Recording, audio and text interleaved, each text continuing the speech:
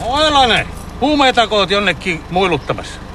Tulkun Jouni sanoi, että kävit meidän Miaa kosiskelemassa. Ei kun kukkia hae hoitokojille. Mitä? Että kukkia hae hoitokojille. Sen takia minä sen tytön kylille jätin. Ettei se eksy tommosten liimahaistelijoiden joukkoon niin kuin sinä. Miehen se tarvii. Ja mulla on nyt vävy katottuna. Tulkun Jouni vai? Kunnon mies. Panoo mies. Mitä? Sanohan uudelleen. Että hevimies. Minä se on hevimies. Hippi sinä on. Pidäkin huoli, että nuo kukat päättyy maljakkoon eikä mihinkään piippuu teidän huumeringissä. Ja minä laitan koko revohka häkkiin. Sanokko panomies? En sanonut.